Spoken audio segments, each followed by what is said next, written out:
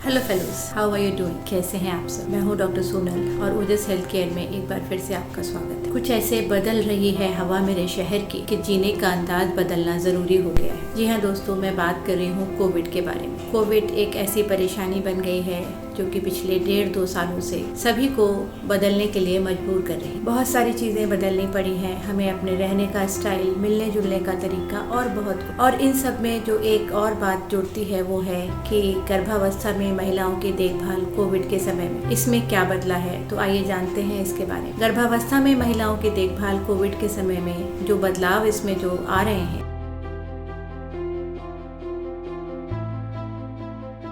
उनको हम 3 कैटेगरी में बांट सकते हैं। सबसे पहले वे महिलाएं जो अभी प्रेगनेंसी प्लान कर रही हैं, दूसरे नंबर पे वे महिलाएं जो कि ऑलरेडी प्रेग्नेंट हैं, और तीसरे नंबर पर कोरोना के समय में गर्भवती महिलाओं की केयर पर क्या फर्क पड़ा है इस कोविड टाइम से। तो आइए शुरू करते हैं सबसे पहले उन महिलाओं से जो कि अभी प्रेगनेंसी प्लान करना चाह रही हैं अगले 2-3-4 महीने में। उन्हें किस बदलाव की आवश्यकता है। वे महिलाएं जो अभी प्रेगनेंसी प्लान करना चाह रही हैं, उन्हें 2 कैटेगरीज में डिवाइड कर सकते हैं। पहला वो ग्रुप जो कि महिलाएं, उनमें कोई परेशानी नहीं है, वो अच्छी स्वस्थ महिलाएं हैं, अपनी पहली या दूसरी प्रेगनेंसी प्लान करना चाहती हैं और किसी तरीके के कोई कॉम्प्लिकेटिंग फैक्टर्स उनके साथ एसोसिएटेड नहीं है। और दूसरा ग्रुप उन महिलाओं का है जो काफी समय से प्रेगनेंसी चाह रही हैं, लेकिन किसी वजह से प्रेगनेंसी आने में दिक्कत आ रही है। इसका कारण उम्र हो सकता है या कोई और एसोसिएटेड फीचर्स हो सकते हैं जो कि प्रेगनेंसी में दिक्कत कर रहे हैं। तो इस ग्रुप में महिलाएं जहां पर कि वो पिछले काफी समय से ट्राई कर रही हैं और प्रेगनेंसी आने में दिक्कत आ रही है, उन महिलाओं को अपना ट्रीटमेंट कंटिन्यू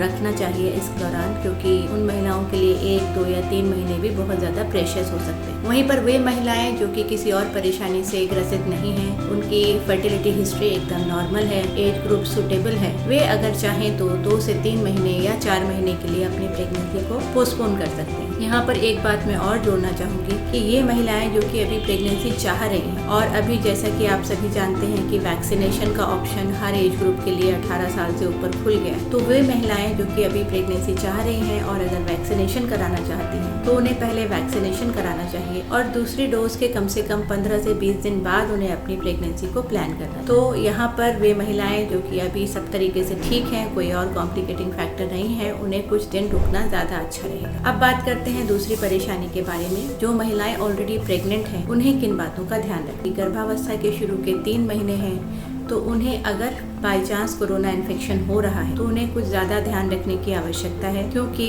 कोई भी वायरल इन्फेक्शन गर्भ में पल रहे शिशु में कोई भी विकार उत्पन्न कर सकता है। हालांकि अभी तक की जितनी भी स्टडीज हुई हैं, इसमें इस तरीके का कोई विकार सामने नहीं आया है, लेकिन ये चूंकि बहुत शॉर्ट लिव्ड वायरस है, अभी बहुत कम समय से ही इसका एक्सपोजर शुरू हुआ है, तो जो भी स्टडीज हैं वो भी बहुत लंबे समय तक नहीं की गई हैं, इसलिए अभी बहुत कुछ श्योरिटी से नहीं कहा जा सकता। वहीं पर वे महिलाएं जो कि 4 महीने या उससे ज्यादा की गर्भावस्था में हैं और उस दौरान उन्हें अगर कोविड इन्फेक्शन हो रहा है तो किन बातों का ध्यान रखना है। गर्भावस्था के 4, 5, 6 या 7 महीने में अगर कोविड इन्फेक्शन हो रहा है तो वो आमतौर पर किसी दूसरी महिला के इन्फेक्शन की तरह ही बिहेव करेगा। वहीं पर अगर ये इन्फेक्शन 8 या 9वें महीने में हो रहा है तो ये परेशानी ज्यादा पैदा कर सकता है। वे महिलाएं जो अभी अगले 15 दिन या महीने भर में डिलीवरी के लिए जाना एक्सपेक्ट कर रही हैं, उनमें अगर कोविड इन्फेक्शन होता है तो वो होने वाले शिशु के लिए भी कुछ परेशानियों का कारण हो सकता है। इन परेशानियों में प्री टर्म डिलीवरी यानी समय से पहले डिलीवरी, बच्चे में ग्रोथ की कमी या फिर डिलीवरी के दौरान कुछ परेशानियों को जन्म दे सकती। इसलिए वे महिलाएं जो 7, 8 या 9 महीने की प्रेगनेंसी में हैं, उन्हें जरूर अपने आइसोलेशन का विशेष ध्यान रखना चाहिए। उन्हें इस बात के लिए पूरी कोशिश करनी चाहिए कि उन्हें किसी तरीके से इन्फेक्शन अपनी गिरफ्त में न ले पाए। अब बात करते हैं तीसरे पॉइंट के बारे में कि गर्भावस्था में महिलाएं जो कि रूटीन चेकअप्स के लिए जाती हैं वो किन बातों का ध्यान रखें। इन तैयारियों को हम 4 हिस्सों में बांट सकते हैं।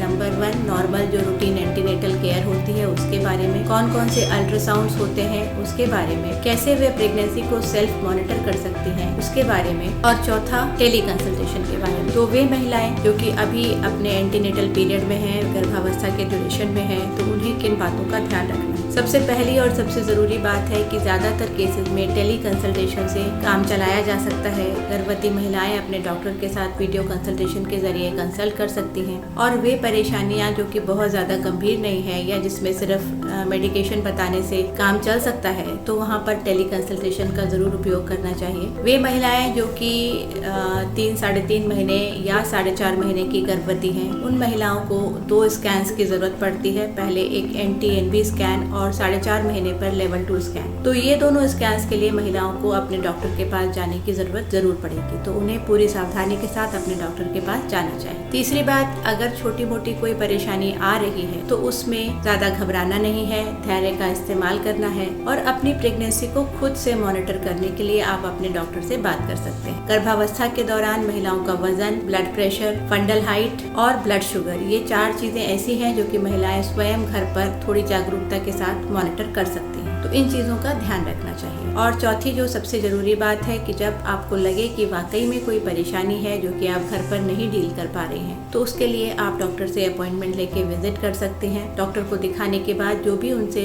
राय आपको मिले उसको रिलीजियसली फॉलो करिए और अपना कोविड से ज़रूर बचाव रखिए। तो कोविड में बचाव ही सबसे बड़ा इलाज है। स्वस्थ रहिए, सुरक्षित रहिए, अपनी सेहत का पूरा ध्यान रखिए। गर्भावस्था के आखिरी दिनों में कोविड से बचने का हर संभव प्रयास करिए और अपने कोई सुझाव या कमेंट्स हो तो ज़रूर हमें अपने कमेंट बॉक्स में लिखकर बताइए। चैनल को लाइक और सब्सक्राइब करना मत भूलिए। धन्यवाद।